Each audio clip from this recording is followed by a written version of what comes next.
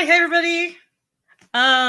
Hey, welcome to Fanzines 101 and welcome to FujoCon. Thanks for joining me for this first panel. Today we're going to talk about fanzines and a little bit about what they are and how you can get involved in them or making them. Hello. And yeah, so let's just jump into it. So yeah, there we go. Just a little bit about myself. My name is Kat, and I am a person who enjoys fanzines and fan publications and fan projects. Some of my major fandoms, like my big one was for a long time has been Metal Gear, and which is a really small fandom, but that I love very much. But I'm in a couple of other ones. And since my involvement in fandom, like I've always been someone who's really enjoyed building communities and getting involved with other fans. And I found that zines have been a really cool way to do that. And my goal for this panel is kind of to demystify what zines are, what fanzines are, what the process is, and just kind of help you feel like you're empowered to tackle this project. If it's something that you think you might want to do, that you can do it. You don't need anybody's permission. Go do zines right now. So I run a small shop called Pliskin Press, which I mostly opened to sell zines that I organized with a small group and a couple other things. But my first zines were not like very polished and professional. Like I actually have found my first zine as I was going through stuff, and it is this super professional looking wizard rock zine that I definitely didn't photocopy on the church photocopier after hours when nobody was looking. But we'll talk more about zines like this later. For reference, this was the last zine that I put together with people. So I've come a little bit of a way. So, right, so, slideshow. Okay, so for starters, let's talk a little bit about what a zine is. And for pronunciation's sake, it's zine because it comes from fanzine. And I know that when we think about fanzines, we kind of think about these like really nice polished products that we see in artist alleys or on people's Etsy's or whatever. But zines have been around since like the 1930s. They were fan publications that fans of science fiction and stuff wrote and like put story compilations in and stuff like that and distributed. And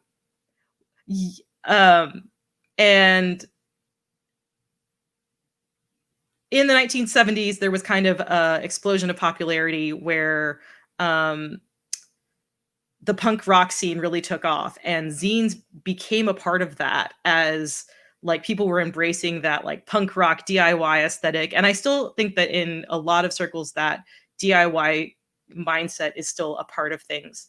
And also photocopying technology became more widely available, which definitely made it easier to reproduce and distribute these booklets that people were making. And then in the 90s, we still had kind of like a punk alt rock scene, but like a wave of feminism kind of came into it. And activism has always been a part of zine culture, but specifically like a feminist alt rock vein of things took place where like young women and girls are being encouraged, like start a band, make a zine, get out there, which is really cool. And also the internet was coming in, and so people were able to like reach people on the other side of the planet and just start distributing e-zines. Really, the point of zines at this point was to get a message out there. A lot of times zines weren't sold for anything. Like they might just distribute them freely or at the cost to photocopy them or something like that.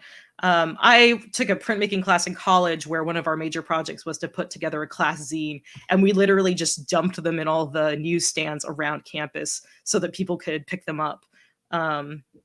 So yeah, it was more about a message than I think what we think of as zines today, as fanzines and stuff today. But there are still a lot of kinds of zines, and activism-based zines and like very specific niche zines are still out there. You can find zines like that outside of like regular, like we go to like anime conventions and stuff like that, and you see like the more polished, nice little like fan art zines and stuff like that. But if you are interested in some of the more handmade DIY activism zines, you can find them at like um zine events or small publication events. Like I live in Austin and we have an event called Staple that is focused on small print. And um, sometimes actually like public libraries will have sections just for zines. Also, some of our local comic shops have sections that are just zines, especially by local creators. So it's one of those things that if you want to find them, you can seek them out. Boop. Okay, so fast forward to today a little bit. And kind of more, I think, what a lot of us think of when we think of zines. We're seeing more polished products. We're seeing products that look more like professional books. We see a lot of these fanzines that are put together for specific fandoms or specific ships, as opposed to like one person or two people just like sitting in their bedrooms and like making something with Sharpies and photocopying it secretly at work. You're getting involvement from people all over the world who are working together, which is really neat, I think.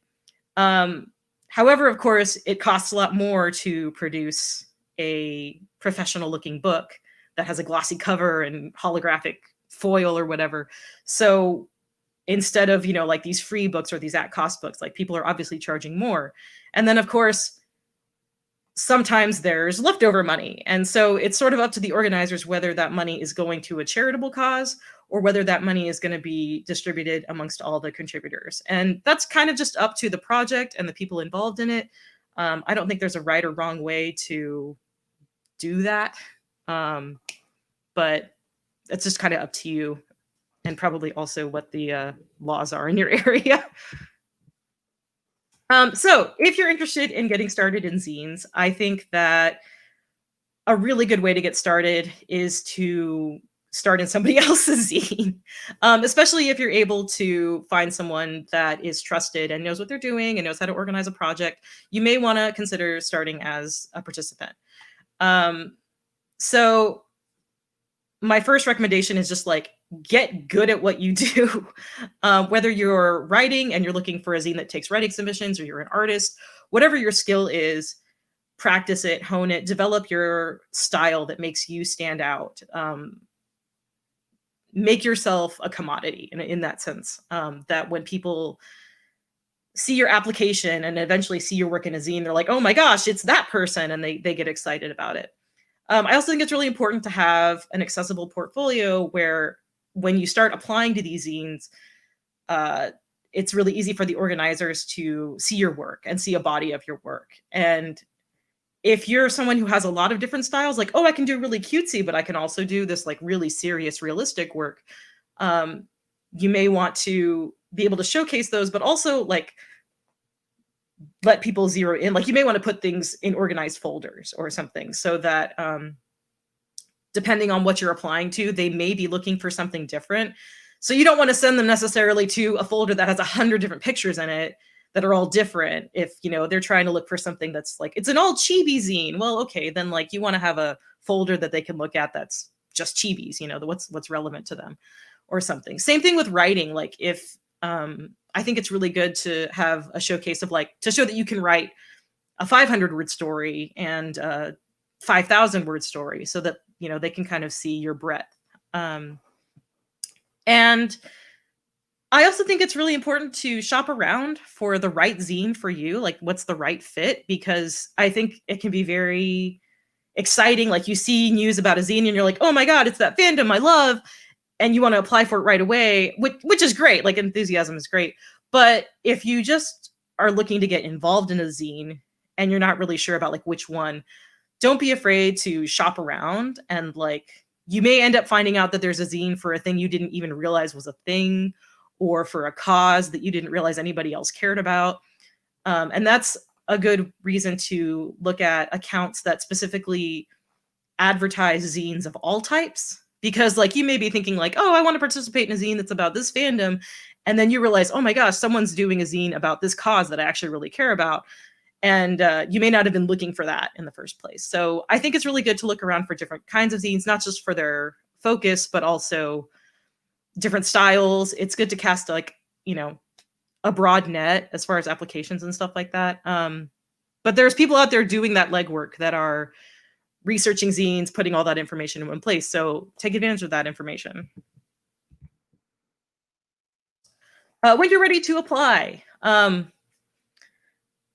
if your organizer is worth anything, they'll have like a set of rules and a set of guidelines, and you really want to familiarize yourself with those guidelines because you don't really get a second chance to submit an application. I think if you submit an application and then you come back in and you're like, oh wait, I messed up, you know, that kind of sends a bad message. So make sure you fully understand all of the rules before you send in your application. I, as an organizer of zines, am definitely that kind of person that's like, be sure that you include the secret code word Jeff123 in your application, just to make sure that everybody's read rules, because I'm that bitch. And sometimes they don't, and it's definitely a red flag for me.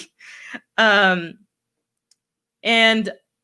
think when you're applying to zines, it's totally fine to apply to multiple zines at once, but I think you also have to be realistic about your time. Like, if you're applying to 5 zines, you might get into none of them and you might get into 5 of them. So if you get into all 5, can you commit to creating work for all 5 of them?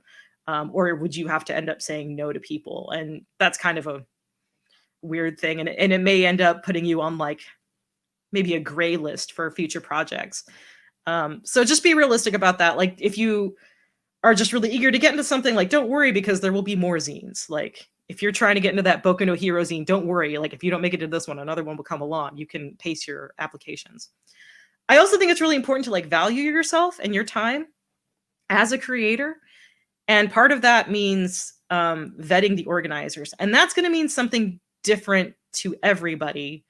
But there are a couple of things that I think are important for everyone. So one thing that's pretty important, but obviously like everyone has to start somewhere, is have they organized a project before? And that can mean different things. Like, obviously, like if it's someone's first zine, like everybody has to start with something, but you want to kind of see, like, does that person have a good reputation? Because especially lately, I've heard so many horror stories in the last 3 to 6 months, I can't imagine why, about people who has started organizing a zine at the beginning of the year, and then life got too much for them. It got overwhelmed. It became too much to handle, and then they just sort of vanished. And either people were left like with work that they had created for the zine and no idea what was happening, or even pre-orders had happened and nobody knows where the money went. And you want to avoid that situation. So you definitely want to kind of see, like, has this person made 3 books before? Have they gone out on time? Like, you can kind of know whether you can trust them. Another thing that I think is important, and maybe it's harder to tell, is like, what is their solution for resolving conflict? Because I think, like, whenever you have a group project, sometimes people clash, and you kind of want to know, like, what's their policy or what's their stance. That may be harder to find out, but I think it's just something to keep in mind. And if, like, you look and you see, oh, this person is organizing a zine, I recognize their username, make sure you don't recognize their username because of bad reasons, that they're not somebody who's like constantly starting shit. Like, that's probably a project you want to avoid. And also just make sure that they have a clear plan to communicate with everyone that's applying, because I've asked a lot of people in a lot of different forums and a lot of different fandoms. I was like, you know, if you've been in a zine, what was something that was really important to you? Or what do you wish someone had talked to you beforehand? And communication was like the number one thing, was how information was going to be communicated, and just how transparent they were about the process and stuff like that. So you want to make sure that you understand what their procedure for communicating with all the applicants is. And once you read through all that and you kind of understand, like, what are their policies, make sure you agree with them. Like, if they have a policy about not safe for work content that you don't agree with, then don't apply for that zine and then have it be a problem later. Like, make sure that you guys are on the same page before you start putting pages together. And also, this was something that was pointed out to me after I had applied to a book. But when you're applying, don't talk down about yourself. Like, don't undersell yourself. The organizer was talking about how they got a lot of applications and people were like, oh, here's my drawing. It's not very good. Or this is probably a stupid idea, but I hope you like it. And they're like, don't do that. Just like be confident in your idea. You know, if you're showing thumbnails or you're submitting a plot summary or something for a fic you're going to write, like have confidence in that idea. You worked hard on it. Don't talk down about it, because that's going to make the organizer feel like, okay, well, maybe they don't feel confident in this idea, so why should I? So be confident in your application. Okay, so if you are interested in organizing your own zine, we're going to talk about that, and that's a lot of slides. So I would say there's not a right way to do a zine, but there is a right way to do a group project, and there is a right way to work with people. So this is why I really recommend starting out small and figuring out what process works for you, as far as organizing your information and organizing your finances and figuring out like what shipping methods work for you. Like, I think it's really worthwhile to start a small project. And that can be something that you do by yourself, but it can also be something that is just a small group of people you trust. Like, one of my first group zines was like this little kind of like pamphlet looking book, which is like, I don't know, 24 pages or something. And when I put together this book, I literally just went on like my Tumblr or Twitter and I was like, hey, anybody want to make a zine with me? And like people I knew and my friends and like mutuals and stuff like that were like, yeah, sign me up. I'll do a book with you. And like, that was it. Like, there was no application process. There was no, sign up or anything like that. It was just my internet friends. And that took a lot of the pressure off. We still ended up with like a nice product. But it also provided us with like a lot of flexibility. And it meant that like we could make the product as niche as we wanted. It meant that like I personally, as an organizer, was learning a lot about how to organize my own information, which for me is a kind of a tricky thing. I'm not a spreadsheet person usually. So like forcing myself to learn how to use this information and how to organize stuff was a big deal. Also learning how to use like software for formatting and learning how to submit things for printing and that kind of stuff. It's kind of nice to have like a low risk project with people you trust and people who understand you. And are going to be more understanding, like if you have setbacks and stuff like that. So I really recommend starting small. Kind of the main downside of that is that if you don't have like a ton of people, it can be harder to advertise your work.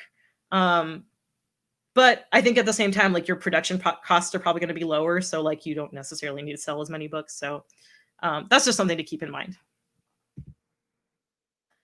But when you're ready to start doing a zine that you're taking public applications for, the first thing you want to do is decide on your theme and also your market. I've heard that like anime fans are sometimes less willing, and especially younger anime fans are like less willing to pay for stuff than video game fans. And I also think like younger fans of any fandom in general, like they have less disposable income than older fans and stuff like that. So you kind of want to understand like who's into your fandom and who is going to actually spend money on it. And you're also going to think about like how big is the fandom? If it's a huge fandom, you may have more people that are interested in buying the book, but you may also have more other zines that are coming out. So it can kind of depend. Like I know some of us are in small fandoms where like when anything comes out, like we all go bananas and like everybody's like clamoring for any of that content. So you kind of have to understand like what your fan base is like. A good way to gauge that is to run an interest survey where you're asking like, hey, if we do a zine about, this series and this theme, would anybody buy it? And that's helpful. But I also think that you kind of have to lower your expectations a little bit on what those results say, because a lot of people are like, oh yeah, I'd buy that zine. And then they forget about it 5 minutes later. And it's always great if you sell more units, but I think it's always good to like plan for kind of the low end. And obviously, like, how available is content? Like, if you're talking about a niche fandom where there's no merch and there's no art books and there's no posters or anything versus a fandom where you can just walk into a Target and buy stuff, like, that's also going to change your expectations. Um, so you just kind of want to know, like, are people going to pay for this? Another tip that I saw was like, people are often more likely to pay for things that are not just like a collection of pictures. Because like we can just get online and look at pictures. So a lot of people recommend doing books that have a function. I know lately I've seen things like planners have been really popular and journals and stuff like that that have a lot of art. I've done calendars a couple of times. So yeah, cookbooks are good. I would love to do a cookbook. So you just might want to think about maybe adding that in there, because in addition to like your own unique artistic vision, creating a product that has a function is also like a good selling point. So you've got your idea, you've figured out like if people want to buy it. So now you need to start deciding like where you're going to do your campaigning, I guess. So you need to figure out where you're going to advertise. Like Tumblr and Twitter are good spots to start. You also need to figure out like where you're going to ask for applications. But also where you're going to keep all that information. And that may change based on whether or not you're organizing it by yourself or if you have co-organizers. Because if you're just doing it yourself, you may just set up an email and be done with it. But if you are having co-organizers, you may want to have like Google Drive set up and things that everybody can access. So that's just going to vary based on your project and your team and what that looks like. You'll decide where you're going to handle pre-orders. Like I use a Store Envy, and that's where I run all of that. Other people may use other software or other shop storefronts, especially if you're doing like a virtual zine or something like that. So again, a lot of these things are just kind of like, what does that mean for you? Is this a project where you're going to need to make like a separate account to hold funds? Like that's kind of like big kid stuff. One thing that somebody brought up for me about distributing zines is that if you are creating a zine that is going to be sold online and it has not safe for work content, then you really want to double check the website and what their policies are about adult content, because especially like for some of the digital hosts like Gumroad and Chio, like Gumroad specifically has protections in place for adult content. So that's something you definitely want to consider if that's something that you're going to be creating and putting out there, because like, especially lately, and in the United States, like legislation has really been closing in on adult content online. So make sure that you don't put in all this work and then try to put it out there and get shut down. And then also like, if you are dealing with physical zines, like, and you're working with the team, you know, where are those books going to be sent? Who's actually going to handle the physical shipping out? Assuming that like it's someone that you're doing and you're not paying a separate distribution service or something like that.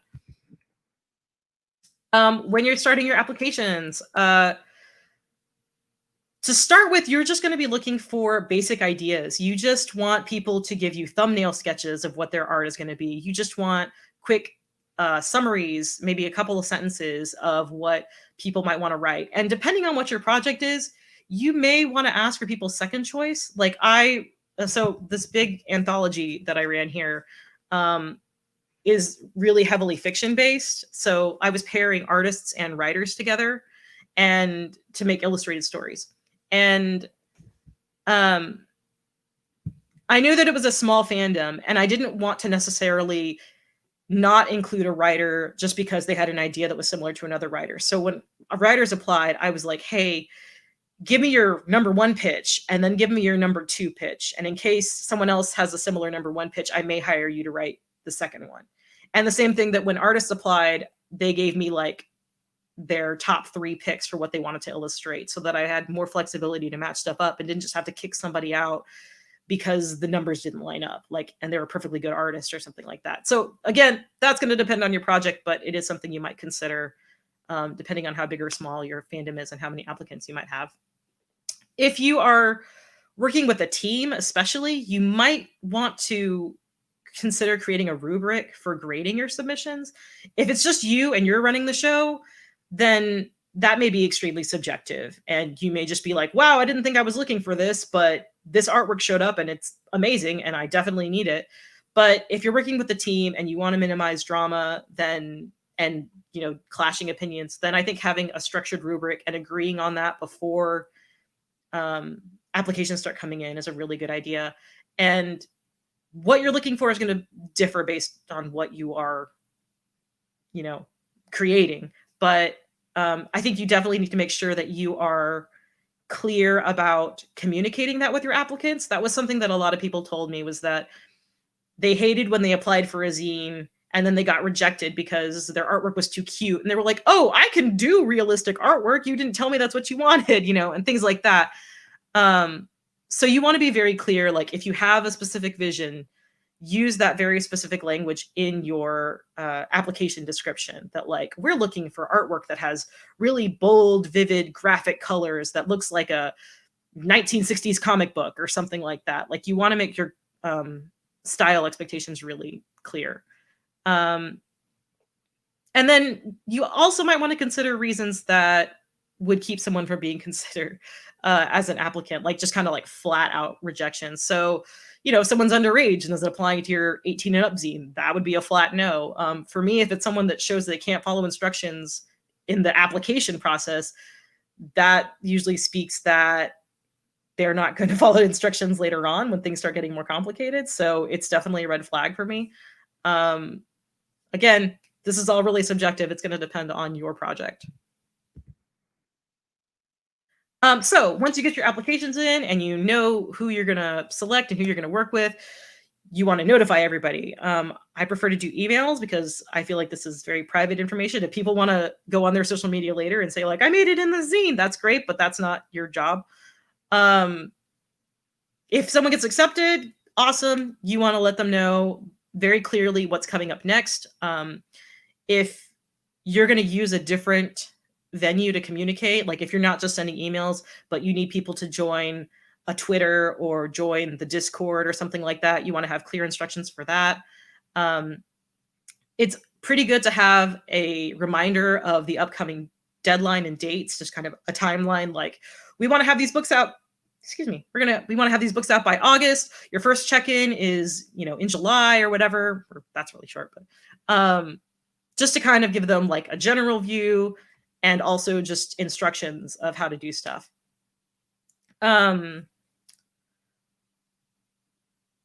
This, depending on your book, like I said, I've done books where I'm pairing up people. So this may also be when you're sending emails that are like, hey, Jane, you're going to be paired up with Mark and you guys will be working together. So here's the contact information. Here's their social media where they wanted to be reached. So you might be fostering that early connection and also saying like, if you can't get in touch with them, like, please contact me, that kind of stuff. And then go let them work and be adults and do their thing. The worst part, I think, about this whole process is the rejections, which nobody likes to get, and I don't think anybody likes to write either. But you just want to kind of rip off that Band-Aid a little bit. Just be really clear and to the point, and don't necessarily feel like you need to write a long letter that's like, I'm so sorry, your work was so beautiful, it's just that it was too purple, and like, you don't have to give them all these reasons because it just feels really patronizing. Just, tell them like, we're sorry, we can't accept you at this time. We really appreciate you applying. And I do think it is really important to like encourage them to like continue applying to zines or continue working on their craft, whether it's art or writing or whatever. Because it is definitely like a blow to your confidence, even if you're like a really great artist or a really great writer, like getting rejected from a zine, even if it's just because they got 10,000 applicants, still feels kind of crappy. So I think it's just really important to continue encouraging people to participate in fandom and, not give up. But also make sure when you're sending these emails to use blind carbon copy. Please do not send out rejection emails and then CC everybody so everyone can see who's rejected. Nobody wants that blasted all over the internet. And just be really courteous and timely with your responses. People are waiting to hear back from you. So like, try not to draw that process out. Like, if you say, we're going to look at all the applicants and have our results out in a week, meet that deadline. Okay, so now that we're ready to get started on making the zine, um, you want to give everybody like very specific specs about what you need from them for printing. So for text, that may be um, for me, and this was something that I learned on my last project where I had a lot of text, was like, I need it to be spaced this way. I need one space after sentences. All those little fine details that I didn't specify, and then I had to go back through and correct, which was a pain in the butt.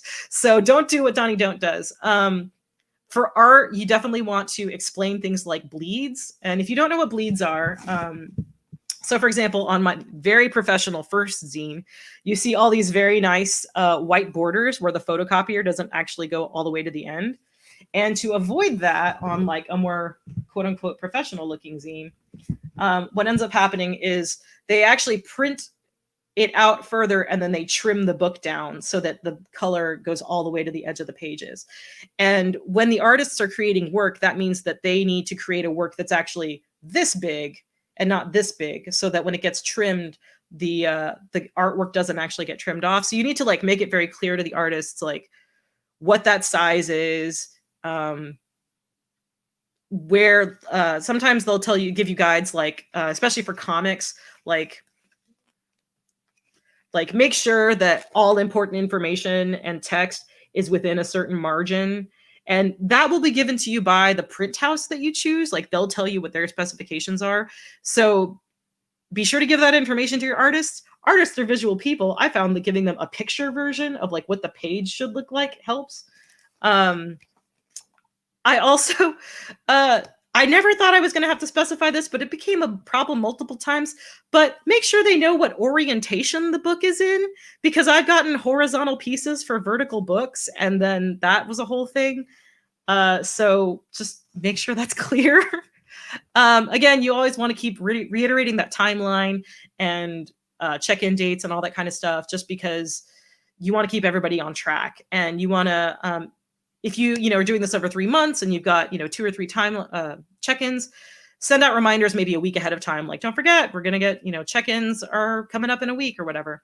And I do think it is really important to be approachable. Like if someone has met the first 2 check-ins and then they're like, I had this family emergency, I'm going to be 3 days late, like make sure that you're the kind of person that they can talk to about that, but also don't let them abuse that privilege.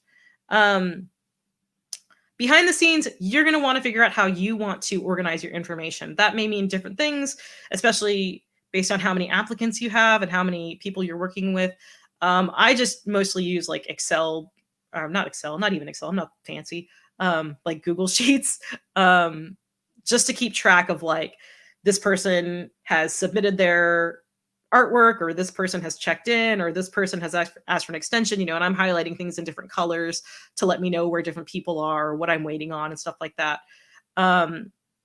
You'll also want to figure out how you're going to receive work, whether you're just getting it in email or whether you want people to upload to a Google Drive, which is especially good if you're working in a group and multiple organizers need to see it. Double check all that work for all those spec requirements. Again, like getting horizontal work for a vertical book was just like a nightmare that I had to go through multiple times, and I was really stressed out about it. And then once you start getting work in, you're going to be able to figure out exactly how many pages you're looking at. And you should have a ballpark. If you're telling people like, okay, I want fiction between 1,000 and 3,000 words, and these artists are all creating 1-page illustrations, like you might have a ballpark estimate, but now you're able to finalize your estimate and get like an actual final total for printing costs. And once you start getting all that stuff in, then you can start working on your credits page. Another thing that was brought up to me was make sure that on your credits pages, you can tell who did what. I guess some people have been frustrated with zines where like the credits page is literally just a list of names. And it's like, well, that's great, but I want to know who did the comic on page 3. So I usually do like a thumbnail kind of thing where you can see like a person's artwork. Thanks. And then like you can see their contact information.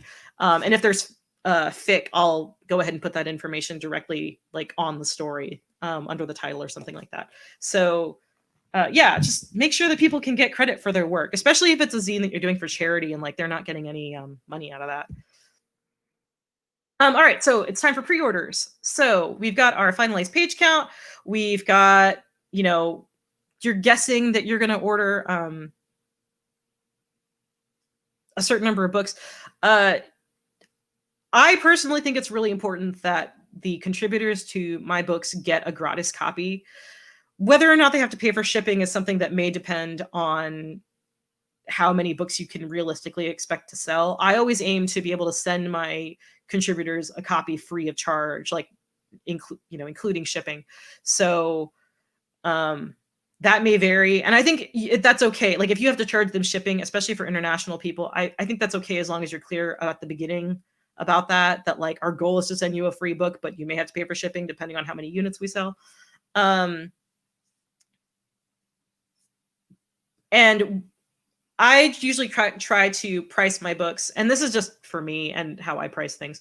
But I kind of look, it's like, okay, I know that I'm going to need X number of copies for my contributors, and I don't want them to have to pay for it. So how many books do I need to sell and at what price in order to make that happen? And for me, it's usually double. So like if I have 30 contributors, I need to be selling at least 30 books in order to cover those costs. And that's kind of how I base my pricing. That may be more or less depending on your fandom and your fandom size expectations and stuff like that.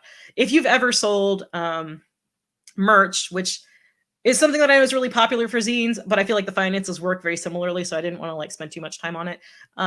It kind of works the same way.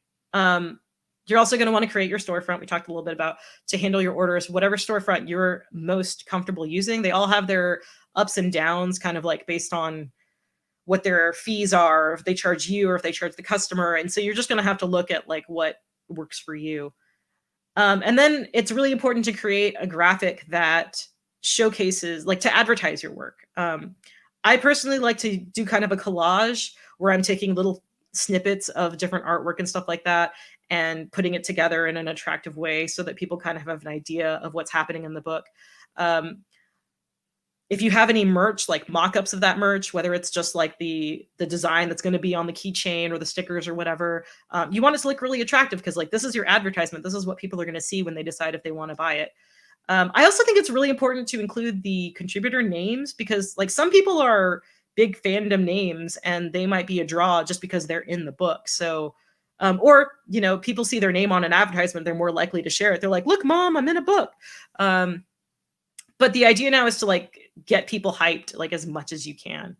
And when you make those posts to advertise your zine is happening, I think it's really helpful to get your contributors to also post on social media. So when I send out those emails, I'm like, hey, you know, our pre-order post is live. If you can share it on your social media, here it is on Twitter, here it is on Tumblr. And I feel like that definitely helps, especially if you have anybody contributing that has a big following and a big fandom. You'll definitely get a lot of orders like as soon as it goes live. You'll also get orders at the end when people are like, oh shit, I forgot to order that thing. And it's usual to see like a lull in the middle. So like, don't get worried if you have a month-long pre-order and like the third week, nobody's ordering. Like that's totally normal. All right, so now it's time to order your books. What company for books? I've used, I think, a different company every time I've done a different book because my books have been so different in their size and their scale and what kind of paper I wanted that it just made sense to go with a different company almost every time. If you're doing like a more professional book, you may be looking for like literally like a book binder versus a magazine binder. Or if you're doing something that's smaller, like you may find a company that does pamphlets that does like, I think my first one was like under 48 pages. So I was able to find a pamphlet printer that was doing them for much cheaper. Or, you know, maybe you're photocopying them yourself or you're just taking it to Kinko's or something like, I don't know.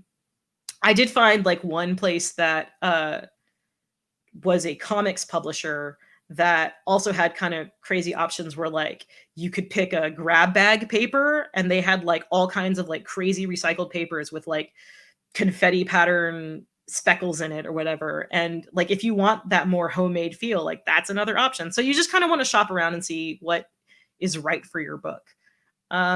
You definitely want to order, especially these days, you definitely want to order with plenty of time for printing and shipping. And you want to make sure you're reviewing like what their policy is on if things get damaged, or if they get lost, if you need to reorder books. Like, just double check what all their policies are, and of course like what their minimum order is, because that's going to affect your pricing. A lesson I learned the hard way was, if you are producing a physical zine, and I know a lot of people are doing online only zines right now, which is great.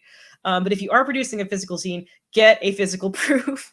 My first group zine, I was like, oh God, it's like another $20 to get that physical proof. I don't think I need it. And then I got it back, and the bleed was all wrong, and there was a blank page in the middle, and it was all my fault. I had submitted the wrong file, and I felt really stupid, and I was out like $50 of my own money. So don't do that. Like, get a physical proof. It seems like it's extra money, but it's just part of your production costs. And I think it's a good idea, depending, to let your contributors see, like if you get a PDF proof, let them see that, because it's always good to have extra eyes double checking things. Even though you've been over your book 50 times, there's going to be a typo somewhere. And I feel like when people are looking at a book like that, they're going to look at their work with eagle eyes, and they're going to be like, hey, you misspelled my handle, or hey, I submitted my art differently. This is the old version, and not the new version that I gave you. So it's just nice to have those extra eyes. And also, you want to continually be communicating about finances. Like, you want to let people know, if you want to have like a public spreadsheet that people can use, look at, or a pie chart or something, whatever, just communicate like how orders are going, where that money is going. People, I think especially lately, have become a lot more gun shy, as some faulty organizers have walked out with money, about like where that money is going. So you just want to be sure that like you're keeping everybody happy and informed. I also think it's a really good idea to order a couple of extra copies, just in case they get lost in the mail when you send them, or they get damaged and stuff like that. Like, stuff happens, and you don't want to be. I had a friend who contributed to a zine, and then the guy oversold them, and she didn't get a copy. She was like, okay, well, can I buy one? And he was like, no, I literally don't have any more. And so she didn't get anything out of all her hard work, and I feel like that's terrible. So you don't want to be that guy. Shipping is probably the least fun part, but the most necessary part of zine production. So you want to have a system that works for you, whatever that means, whether it's taking over your kitchen table or whatever, for packaging and mailing. I think it's really good to look in, especially these days, I think it's really good to look into using websites like stamps.com, or any of those online postage websites where you can like print out labels. Sometimes your storefront will help you do that automatically. It just depends on what you're using. But you also want to like make sure you're keeping track of everything, and like what you've sent out and what you've addressed, making sure that like if this person ordered a zine and a keychain and stickers, that all those things are in the envelope. Grab a bunch of customs forms if you're shipping internationally, which you may or may not choose to do. It is always very time consuming to do. Another thing that I want to reiterate, especially if you've never run an online shop or anything like that, is that tracking numbers are for you. Like, and when we buy stuff online, we all love seeing our tracking number, and we like seeing our packages go from Dallas to Austin and Dallas to Austin and Dallas to Austin before finally being put in our mailbox. But tracking numbers are for you as a seller, to like guarantee that your product went out and is on the way and was delivered. Like, that is the actual function of those. So get tracking numbers, but remember that like those are for you to use. And then once you've sent out all your copies, finish going through your spreadsheet, total up all your numbers, like see where you stand as far as like sales and production costs, and then figure out what you should have already figured out, but then do whatever it is you decided to do with that money, whether that's going to a charity, or whether it's money that's being split amongst the contributors. Do that. And then I always think it's really important to thank everybody, whether that's, I mean, I like to send out emails to everybody that's like, we did it, yay.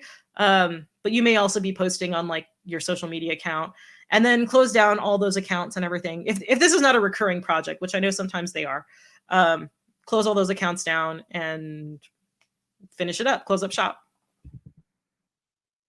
And congratulations, you have done the thing.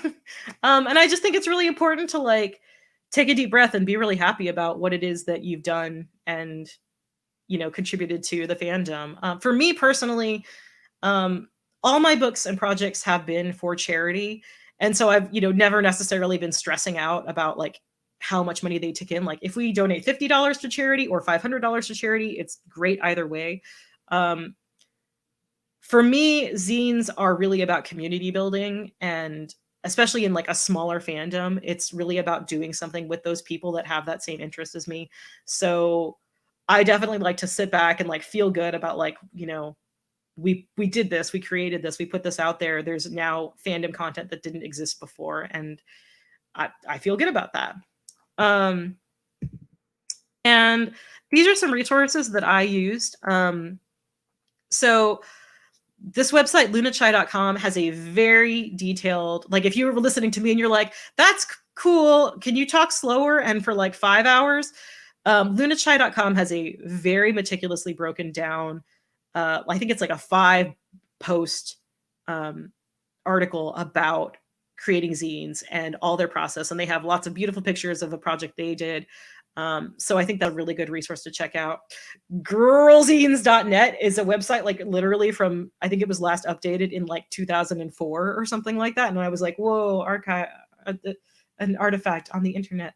But I liked it just because it really spoke to that older zine culture and like that activism zine culture. And so if you kind of want to see more about like where zines were like in the 90s, that alt rock punk culture DIY thing, like that's a good resource to look at. And then these Twitter and Tumblr accounts are different accounts that are basically zine news, just of all things. So not just fandom zines, but also activism zines or niche interest zines. So if you're looking for places to find applications or just find news, these are some different places that you can go to get updates on those things. So I definitely want to recommend those. And that is the end of my slideshow. And so we have a couple minutes left. If anybody has any specific questions, I will do my best to answer them.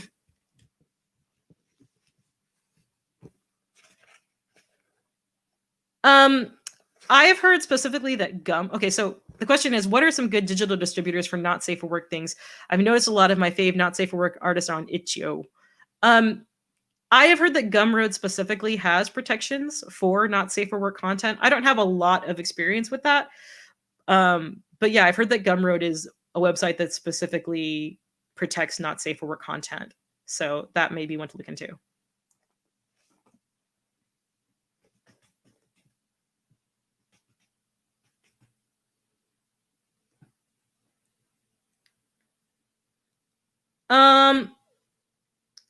Keeping costs transparent. So if you're using something like Google Sheets, you can make that information into like pie charts or whatever, but like you can publicize that information. So you can like make it read only, so that people can see that information on spreadsheets. So I would just say using some of the like Google Sheets things is probably enough for most people. Or Airtable. I know a lot of people have been talking about Airtable, so that may be something to use. Do, do, do.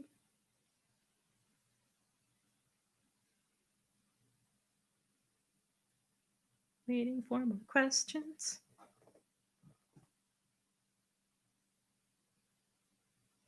Do I need to go looking through here?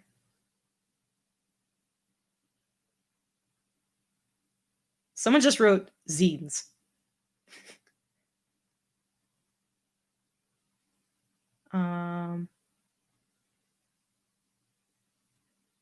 Oh, someone says I have Western slash zines for shows that I've never watched because of their historical artifacts. Yeah, one of the very first things I ever bought at a convention, I didn't realize was like a zine, but it was like you know those plastic teeth binding that you saw at like in elementary school? Like it was bound like that, and it was a bunch of Quantum Leap fan fiction. And I didn't really know what I was buying at the time, but I was just excited because it was Quantum Leap. Trying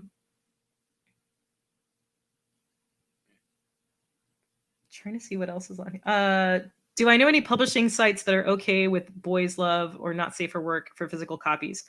I don't know specifically because I guess I've always just used Store Envy. I guess when you say friendly, like, do you mean do they have like a policy for or against not safe for work content? I guess I'm not really sure. I guess I would just I feel like if a site was friendly for not safe for work content in general, then it would probably be fine for BL or LGBT content. How many hours a week are you normally spending organizing? It really depends.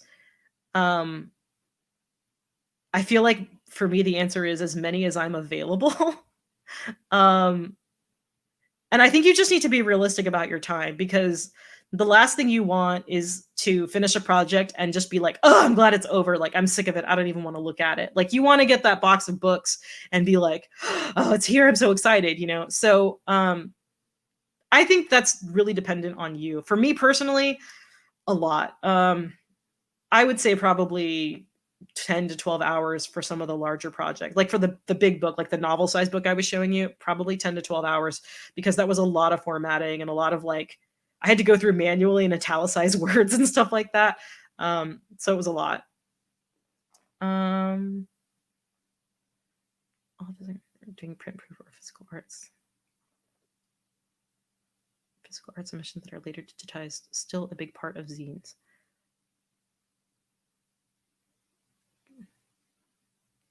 I'm not sure I going all digital markups before doing print proofs. Oh, so like if someone does physical artwork, is that part of the digital? Yeah. So if someone's if I'm understanding this question correctly, if someone's submitting physical artwork to be put in the zine, then they're probably digitizing it on their own somehow, whether they're scanning it or taking a picture. Am I understanding this question correctly? I'm not sure I am.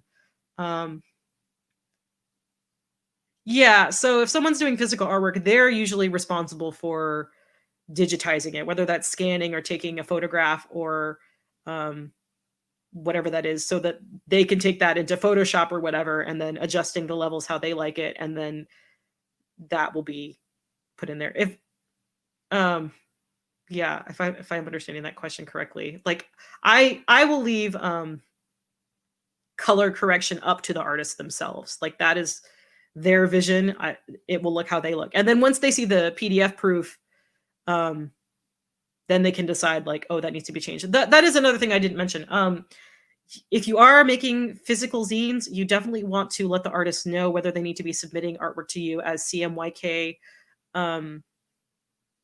or the other one that just flew out of my head. But you want to know, because the color is different whether you're doing it for print or online, because ink has limitations. So you want to make sure that's clear to your artists if you are producing a physical zine, because there's nothing worse as an artist than like you've done this great, amazing, cool artwork with neon colors, and then they're like, oh shit, I forgot to tell you it's in CMYK, and then you look at it and it's all muddy and green and gross. So that sucks. Difference between a zine and a doujinshi. I think it's really a cultural thing. I feel like doujinshi is almost always fan based, and a zine is any kind of like independent publication. Like, I mean, that's, I don't know that there's like a specific definition, but I feel like it's just really cultural. Yeah.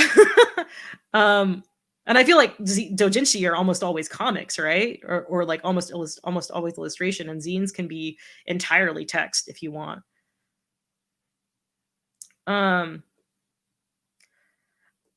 don't think so. So are physical and handmade zines going by the wayside? I don't think so. I think that they're just underground, which is kind of how they always have been. I actually picked this up last year. and I hope I don't embarrass this artist, but like I was at Anime Central last year and I saw this super hot Spider-Man zine that this artist did. And I got real excited. Like I was excited to see like a handmade zine that this person probably stapled and photocopied themselves or printed out on their own. Um, and I was just really excited, so I like immediately bought it. Um, oh yeah, okay, you're right. There are text only things.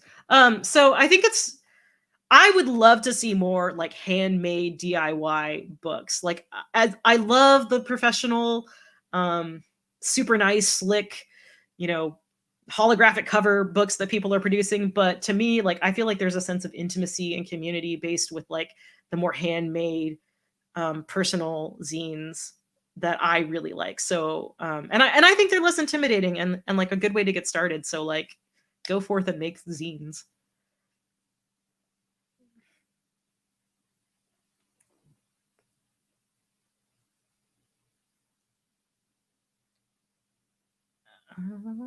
Trying to see if there's any more like specific questions. People are talking about, yeah, okay, so I do actually even own some like doujinshis that have um text or are text only, but I don't know. Doujinshi always seems so like fancy and polished to me. I don't know. That's a tough one. I'm sure that someone who has a better understanding of the doujinshi industry would be able to answer that question better than I can. So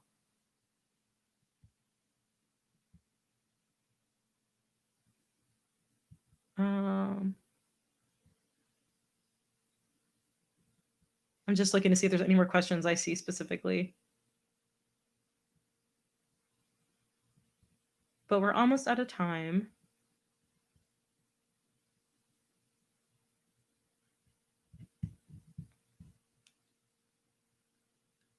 Oh, my next project. I am doing a couple of things like currently. So I don't have any print projects in the works at the moment, especially since like shipping times and stuff like that, especially internationally, have just gone crazy lately. I actually had to close down my shop for a little while just because shipping prices got so crazy that I was like, I literally can't afford to ship these things and not raise my prices by a bunch.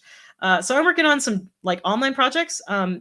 Next week, I will be hosting some panels for OkashiCon, which is a convention that's local to me here in Austin, Texas. I'm hosting a lot of Japanese fashion related panels. So I'm helping with their fashion show and their J Fashion Mixer, and also hosting a cooking panel if you want to learn how to make kawaii snacks. And then my other current project is I am working on a podcast with a friend where we talk about Spider-Man for an hour. So it's like a zine for your ears.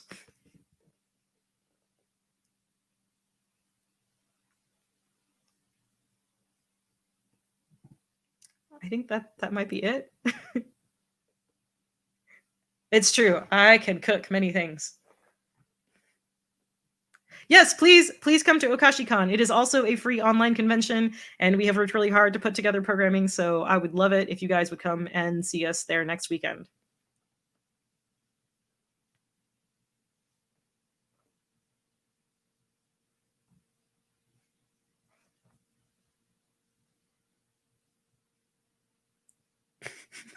Yes, I will.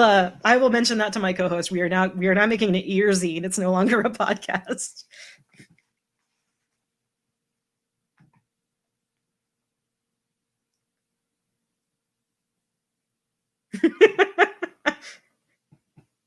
Hashtag ear zines.